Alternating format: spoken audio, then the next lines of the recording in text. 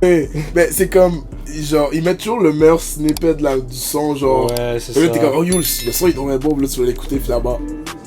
Ouais. Il est mid. Donc, bonsoir, on est de retour pour la deuxième partie du podcast. Donc, là, on voulait faire un switch, on voulait parler de la musique au Québec. La musique au Québec a beaucoup de hauts et de bas, mais il y a beaucoup de potentiel parce que c'est un marché intouché pratiquement. Je suis ici avec un manager lui-même et il va pouvoir m'expliquer un peu son expérience avec la musique au Québec. C'est quoi en fait qu'il y a dans le Québec, c'est quoi qu'on travaille avec. Donc moi je voudrais savoir, qu'est-ce que tu penses de la musique au Québec? La musique au Québec. La belle province. Hey! La belle province. Mhm. Bah, la musique, elle évolue très bien. Mhm.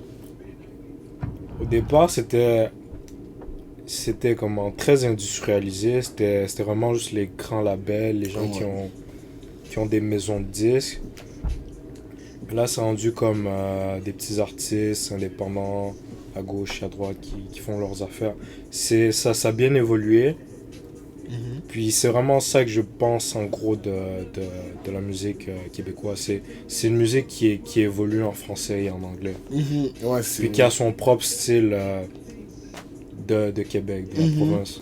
Mais c'est comme la musique, ce que je remarque, il y en a qui font le mix, genre français-anglais. Ouais, beaucoup. J'ai vraiment beaucoup de ça.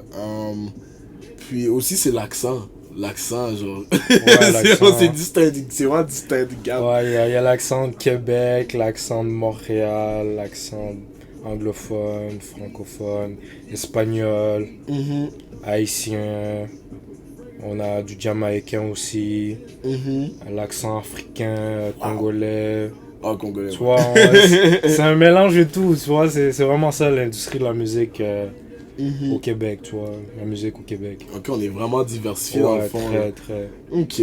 Non, mais moi, ce que j'ai remarqué aussi, c'est que, je- comme on s'est parlé un peu plus tôt, c'était bel et bien Montréal qui font vraiment beaucoup de mouvements. C'est comme vraiment l'épicentre de la musique au Québec. Ouais, pour les concerts, festivals et tout, c'est toujours à Montréal. C'est eux qui ont. C'est là-bas où que les gens ont leur production et tout. Mhm. Bah, ceux qui Qui font des ont. grandes choses, là, tu Ouais. vois. Mhm. Puis c'est comme essentiellement le New York de Québec, genre tout le monde va là-bas. Ouais, Ah ah. ouais, tu vois. C'est pas. Peut-être Atlanta, je sais pas. Atlanta Quoi? aussi, il y a quand même beaucoup de rappeurs, tout ça. Ouais. Mais non, c'est intéressant. Moi, je savais pas que c'était autant varié. Les concerts, c'est vrai que c'est une des façons les plus payantes pour les artistes. Toi, en tant que manager, est-ce que tu as déjà eu à gérer ce genre des événements, des concerts? Des concerts. Concerts. Ouais, pour, mettons, un de tes artistes. Je les ai déjà aidés à, comment non, à se programmer, Mhm. puis à se placer, à se répéter. Ok. Puis c'est ça. Ouais, on a déjà fait un concert. Un concert, ça demande de la pratique, de Ah, je te jure. l'organisation, Hein. Mhm. puis de la préparation. C'est comme quand tu fais tes. Comment ça s'appelle? C'est comme quand tu fais tes exposés oraux, là. Ah, Tu ben vois, oui, ouais, straight up, c'est vraiment ça. c'est vraiment- Mais c'est ça, la pratique rend parfait. Puis, en 2023, est-ce que t'as des plans en tête? Est-ce que t'as... Où te vois-tu Je 2023?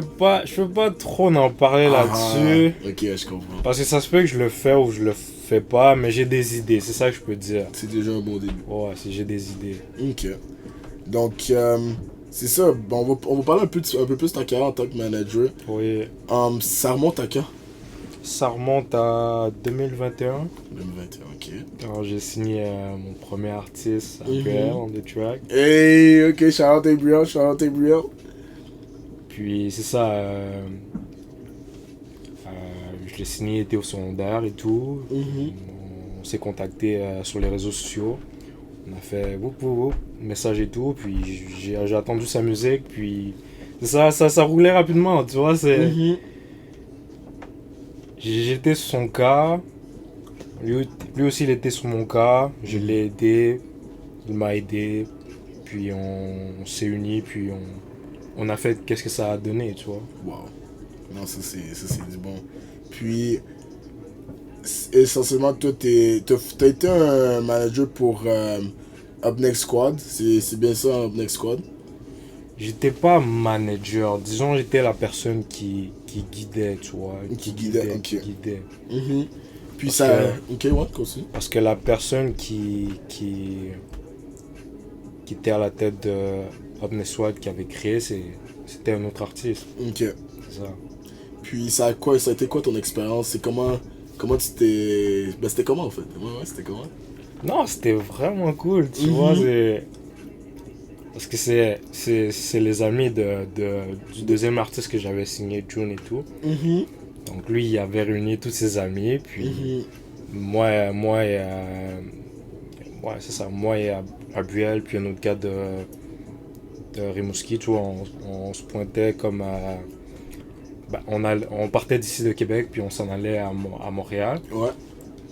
On dormait là-bas, Ok. puis on enregistrait là-bas, tu vois, on se rencontrait dans le studio. Mhm, ouais, j'ai vu des stories là. C'est genre, c'était rouge, hein, la salle, un peu. Ouais. Mais le nom, je me rappelle plus, mais c'est vraiment nice comme expérience, tu vois, on était ensemble. Mhm. Puis c'était vraiment juste des connaissances de June que faisait en sorte que, tu vois, il prend ses amis, puis il prend une personne de Québec, il prend une personne de Rimouski, il les réunit, tu vois, à Montréal, puis on enregistre des sons, on fait des, ils font vraiment leur truc là, tu vois, un vrai groupe de musique là. Focus, ouais. Ouais, donc. Ah non, ben c'est essentiellement ça. Quand tu fais des affaires avec des amis là, waouh, c'est toujours une expérience. C'est une expérience, C'est comme vous voyez tout grandir là, puis genre ça peut vraiment apporter des beaux souvenirs. Ouais. Est-ce que tu penses qu'au Québec, il y a du potentiel pour la musique? Peu importe le rap, pop. Bah, tu me demandes ça, ben regarde les artistes alentour de toi, tu vois, il y en a qui font déjà des grands concerts, il y en a qui passent à la radio, qui ont déjà passé à la télé. Il y en a qui ont fait le Centre Bell, il y en a qui ont fait le Centre Vidéotron, l'Impérial Bell, Place Bell. Tu vois, toutes les venues de concerts, et bien ça c'est un signe que l'industrie de la musique elle existe puis qu'elle performe, tu vois. Puis il y a des artistes qui font des guichets fermés, ça arrive aussi. Guichets fermés? Comme des sold out en anglais. Oh, wow. Ça c'est le plus gros signe, tu vois. Ah non, ça c'est le best sign, là. Il y a pas le choix. Il y en a déjà eu plusieurs au Québec, donc. Quand un artiste se présente puis les gens viennent en grande quantité, ça veut dire que bon, les gens écoutent ta musique puis te supportent vraiment, tu vois. Ouais. Le sold out là, le guichet fermé là, c'est un signe là. C'est un signe là. C'est genre le plus gros compliment que tu peux avoir en tant qu'artiste. Fait bon, maintenant que je sais ça, genre les gens, le but d'un artiste dès le début c'est voir ce signe là. Non. Faut faire attention. Ok. Parce que quand t'es artiste, il faut que tu te... Ben, tous les artistes sont différents, tu vois, mais disons de base, un artiste, qu'est-ce qu'il veut faire en tant qu'artiste, c'est de produire la musique, tu vois. Vrai. Ensuite, c'est s'il veut faire des concerts, il va en faire. S'il veut vendre des merch, il va en faire. S'il veut faire des tournées, il va en faire des tournées, tu vois. Comme les artistes, chaque artiste a des buts différents, tu vois. Ouais, c'est très Donc vrai. pour ça, il faut faire attention. Ok. Mais disons, de base, ce qu'un artiste peut se donner comment expliquer, comme but, comme objectif, Ouais. c'est de sortir un son qui est bien, tu vois, qui est bien à entendre. Un son qui est écoutable et que tu es capable de répéter, tu vois. Puis, tu vois, parce que les gens s'empressent toujours vite, surtout dans la musique, surtout quand tu es jeune, puis tu sais pas où trop t'en aller, tu vois. Mais disons, l'un des meilleurs objectifs pour un artiste de base, c'est de sortir une bonne chanson. Ok. Donc j'aurais deux questions pour toi. La première, c'est... Bon, quand tu dis qu'un artiste veut sortir un son qui est bien aux oreilles des gens, un artiste se soucie vraiment de l'opinion des gens, genre, si on peut dire ça comme ça. L'opinion des gens...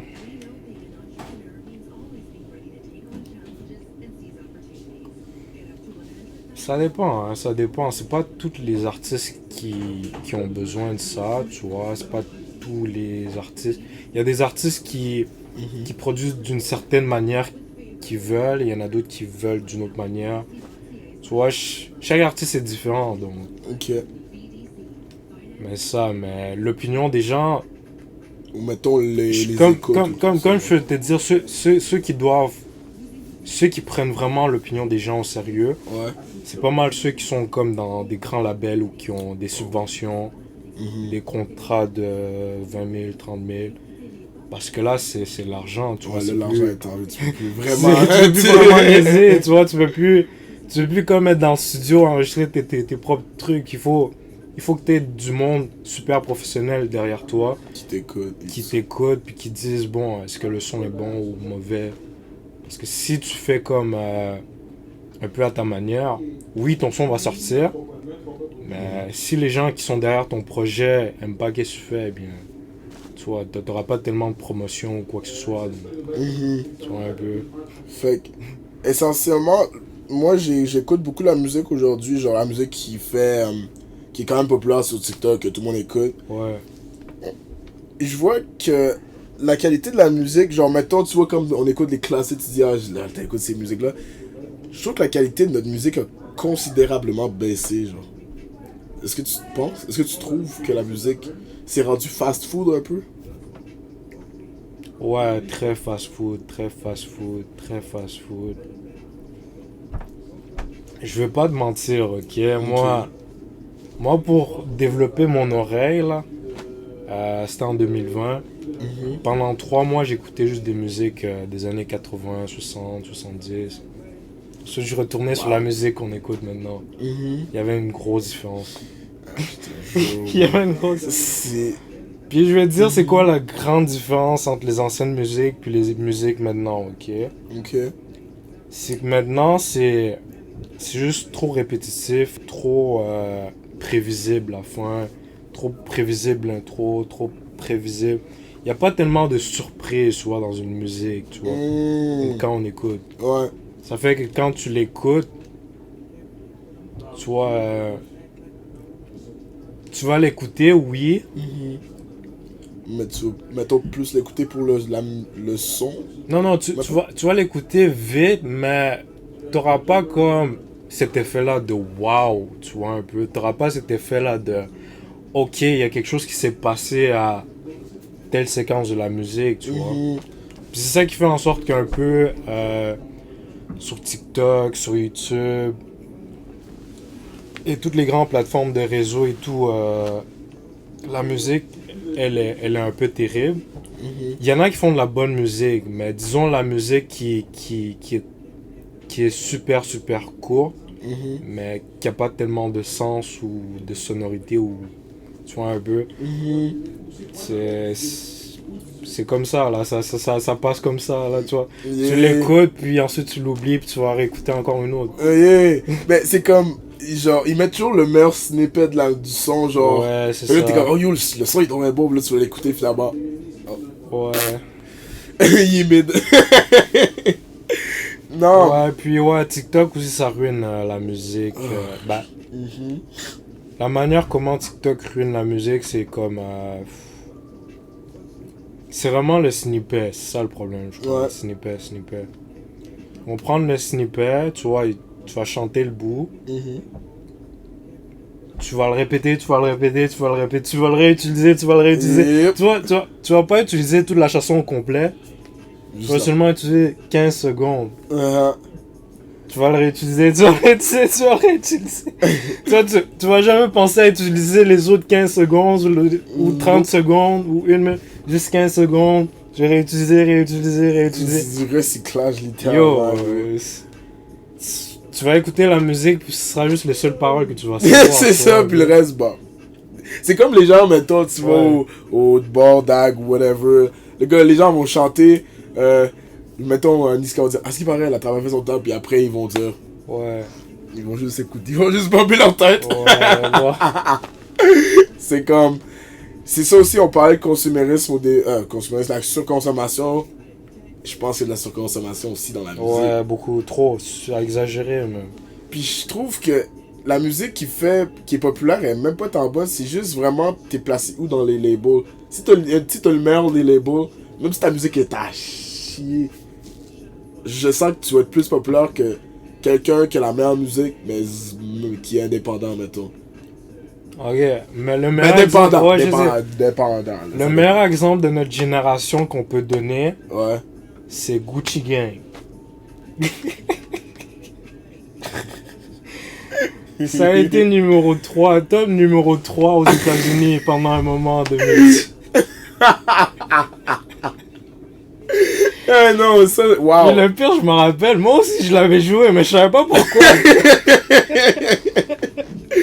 Non, Je l'avais joué parce que tout le monde l'avait joué, puis c'était viral. Mais... Non, pour vrai, yo, shout-out Lil Pump, mais wow, comment, peux-tu nous donner la source, c'est qui t'a signé? C'est quoi qui t'est passé en tête quand t'as écrit les lyrics? Bon, on veut savoir, bro. Non, mais j'ai compris, tu vois, sa carrière c'était juste un meme, il était pas supposé de signer des... C'était rien de sérieux. C'était rien de sérieux, c'est comme le gars il a vraiment finesse, il a quitté le label, puis c'est ça, il a créé l'histoire, là, il a créé Il a fait ça l'histoire. comme il y a dip. Mais depuis que ça s'est arrivé, c'est comme... D'autres artistes aussi ont fait la même affaire. Ils ont vu que c'est bon. Puis quand TikTok est arrivé, c'est encore Oh, empiré, ouais. c'est encore empiré. Ouais. Je te jure, hein. C'est comme. Moi je suis pas hate parce que moi j'étais un grand fan de Lil Pump. Mon frère peut témoigner.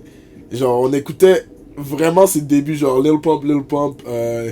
Il y a. Comment ça s'appelle? Derek. D-Rose, tout ça, Ouais, là. je C'est comme dans l'écoutais, ces temps-là, vraiment avant qu'il devienne un meme, genre. C'est comme. Je pense qu'il s'est un peu ruiné en soi, mais bon. Ça un sujet n'a jamais pour été du discussion. sérieux, sa carrière, c'est comme... Honnêtement, il s'est foutu de notre gars. Il faisait ce qu'il Ouais. voulait. Ou Ouais, sinon, la dernière exemple, c'est Ice Spicy, la fille là, Get to Work. Ah, même celle-là, je comprends pas. Si Drake l'a approché ou whatever, puis comme là. Pour moi, c'est. T'en penses quoi en fait? Je crois que c'est une meme. Je sais pas si elle est vraiment sérieuse dans sa carrière.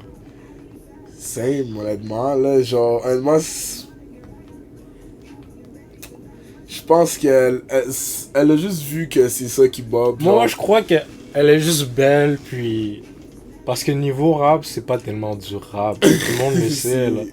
C'est comme elle fait juste twerker, puis 1 million de views, là. C'est comme, c'est tellement une vidéo porn-up, là. T'as un peu chercher loin, là.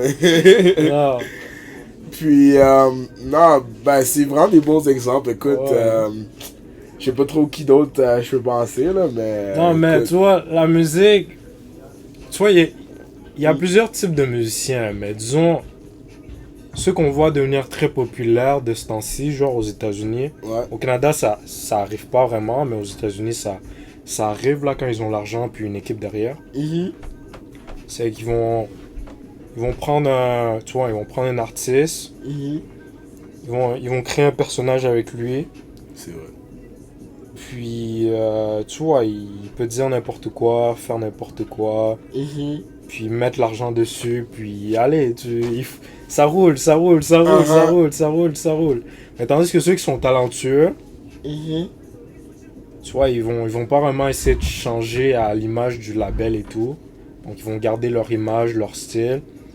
Puis malheureusement, ils ont pas tellement d'argent, de promotion. Ils seront pas tellement entendus à la radio ou quoi que ce soit.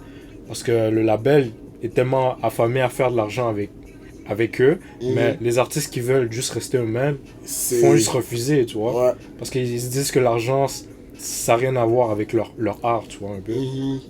Puis, ben, c'est important que tu me dises ça parce que l'argent, essentiellement aussi, c'est ce qui pousse des gens à faire l'impensable. Puis, est-ce que tu penses qu'il y a un agenda derrière tout ça? Genre, derrière les grands labels, genre. Bah, Est-ce qu'il y a une certaine musique qui est poussée, genre, contrairement à d'autres? contrairement à d'autres.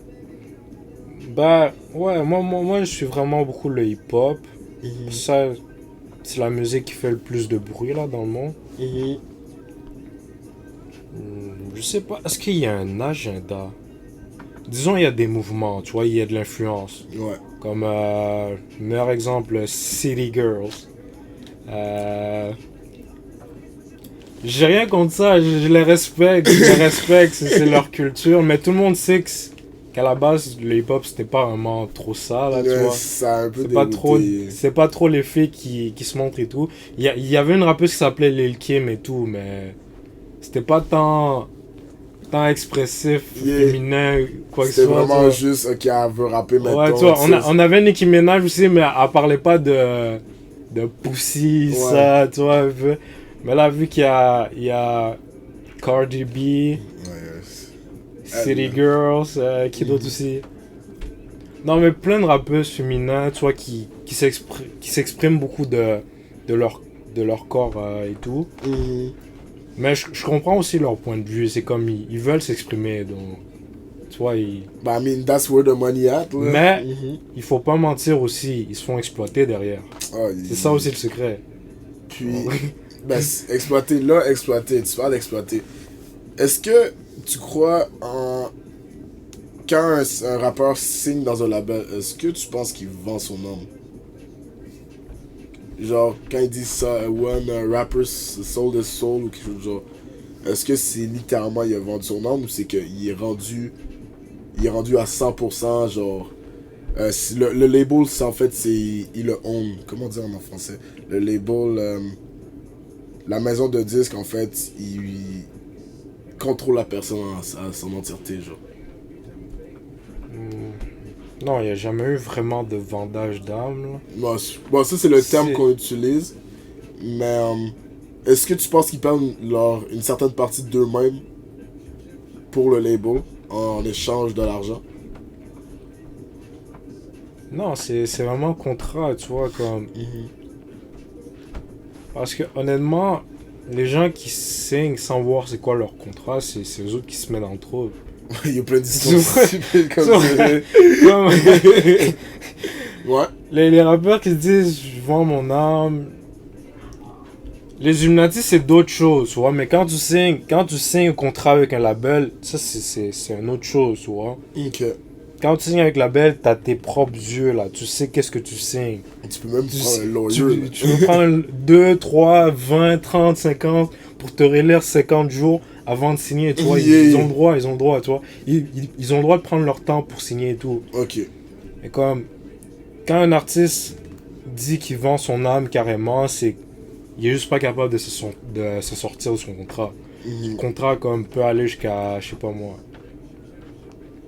Ben, le meilleur exemple, ceux qui deviennent populaires, virales et tout, Ok. ils vont signer à 2 millions de dollars, tu vois, 2 millions de dollars. Sinon seulement à 200 000 par exemple. Ok. Mais la trappe, c'est que, tu vois, ils vont sortir un album et tout, mais cet album-là, ils vont pas réussir à faire des ventes pour rembourser l'argent qu'eux autres ils leur ont prêté. Ouais, c'est un prêt à faire essentiellement. Ouais, tu vois. Shit. Donc là, qu'est-ce qui se passe, c'est que, tu vois, tu sors un album, ton album flop. J'espère que t'as mis ton argent dans des bons investissements. Il aurait fallu investir en Bitcoin. C'est ça qu'on parle pas beaucoup dans l'industrie. C'est quand ton album flop. C'est là le problème. C'est un album qui flop là, waouh. Là, tu viens. Non, c'est littéralement des banques en fait. Ouais, si tu flops à 200 000, tu peux t'en sortir. Tu vois? Ben oui. Tu te fais des tournées, cash par cash. Tu vois? Si tu fais des featuring, l'argent retourne. Voilà. 2 millions pour 1 ou 2, 3, 4, 5 albums, mon gars. Tu vas faire des tournées là. Ah, tu vas voir le tourniquet. Ça va te tourner. Mais... Non, mais on rit. C'est la même situation que les gens peuvent. Nos rappeurs favoris peuvent vivre en France, peuvent vivre aux États-Unis, peuvent vivre en Angleterre. Parce que c'est là où ils ont le plus de cash. Mais on sait juste pas qu'est-ce qui se passe dans les labels. Ouais, tout ça c'est derrière en fait. Tu le sais vraiment pas. Tu sais juste pas si. Tu vois. Tu peux voir ton artiste, ton rappeur favori, et tu vois, il te montre ses chaînes en or, ses chaînes en diamant, son auto, tu vois, toutes les kits. Mais derrière tout ça, tu sais pas s'il doit 200 000, 1 million à tel vidéographe, à tel producteur, à tel label. au nombre d'albums. Tu vois, c'est des chiffres, tu vois. Je te jure. Puis c'est ça que les rappeurs vont... Les artistes, surtout les rappeurs, parce qu'on va pas se le cacher, les rappeurs vont jamais dire qu'ils doivent de l'argent à tel ou à tel. Non. Mais ils doivent tous de l'argent si on des contrats de label. Wow. Fait essentiellement, cette vie-là qui flex, c'est un trap. C'est un piège. Pour les jeunes aspirants qui sont comme, ah yo, moi je vais avoir du ice aussi. Mais ils savent pas, on leur dit pas tout. Ils savent pas, malheureusement. C'est ça qui est dangereux dans le game. Ah yo, c'est to eat or be eaten, le genre. Mais, tu vois, les rappeurs qui ont vraiment fait des hits, là, tu vois, qui ont fait des 200, des 20 000 views, des 100 000 views, des ci, des ça, et que l'argent retourne au label et tout, c'est correct, y a pas de problème. Il faut juste qu'il y ait une certaine une entrée puis une sortie, une sortie, que la route tourne. Ouais, faut que ça roule, faut que ça tourne. Mais si ça sort, mais ça rentre pas. Oui, c'est problématique. Là, là, l'équation mathématique ne marche pas. Ok. Puis on parle des labels, tout ça. Je voudrais savoir, est-ce que tu penses qu'un artiste aujourd'hui devrait être indépendant ou signé? Qu'est-ce qui serait plus avantageux?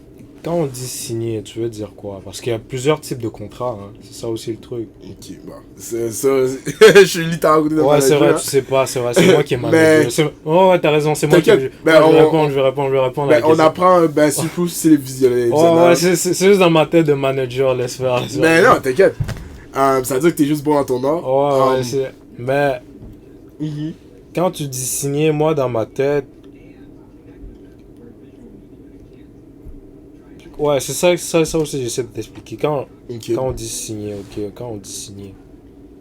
Tu vois, il y a deux types de signatures. Tu vois, il y a ceux qui s'engagent, il y a ceux avec des contrats d'argent. Les contrats d'argent, tu me demandes si les artistes aujourd'hui devraient signer. Moi, je dis que... Attends, c'est dur comme question, tu vois, parce que il y en a qui en ont besoin. Ouais, qui en ont besoin pour avancer. Mais il y en a d'autres, tu vois, qui étudient la game puis qui en ont pas besoin, tu vois. Disons pour dire, parce que ça aussi, ce que je dis, je peux influencer du monde. Hein. Ah, ok. Je veux pas mêler le monde. Je vais mettre un avertissement. Faites votre propre recherche si vous voulez signer un label ou quoi que ce soit, ok. Ce que moi j'ai à dire, si ça vaut vraiment la peine, honnêtement, ça vaut vraiment pas la peine de signer. Ça vaut vraiment pas la peine de signer. Parce que là, les gens peuvent investir eux-mêmes, tu vois. Tu vois, tu vas au travail, tu travailles dans un McDo, je sais pas moi, PFK ou whatever, tu vois. Tu gardes ton argent. Tu vois, tu gardes 100, 200 $, tu vas enregistrer ta chanson. Tu payes quelqu'un pour faire l'art, pour mixer, pour masteriser. Puis boum, t'as ta chanson, t'es un artiste.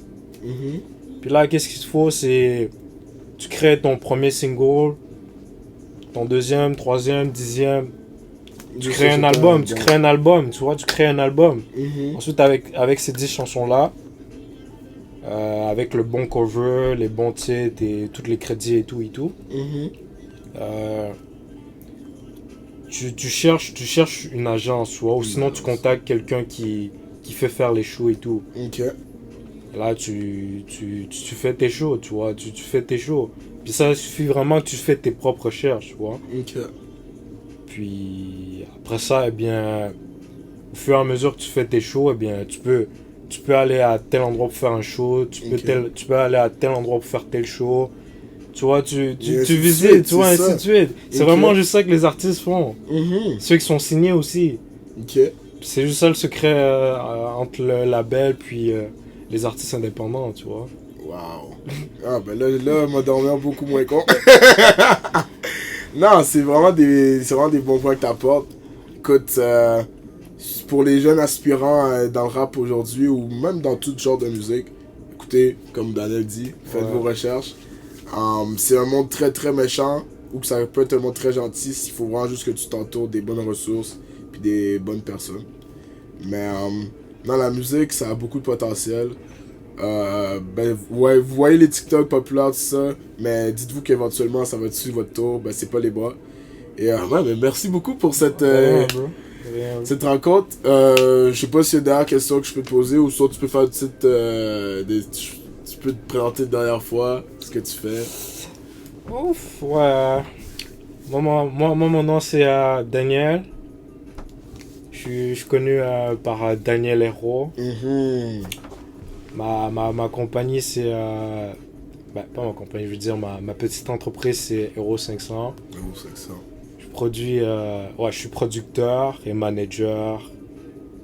Et c'est ça, j'aide les artistes à se développer, à évoluer, à faire des spectacles, à s'enregistrer, à faire des vidéos, à devenir des stars, quoi. Je suis là, bref. Non, puis je suis un gars qui fait aussi un peu le DJ de temps en temps.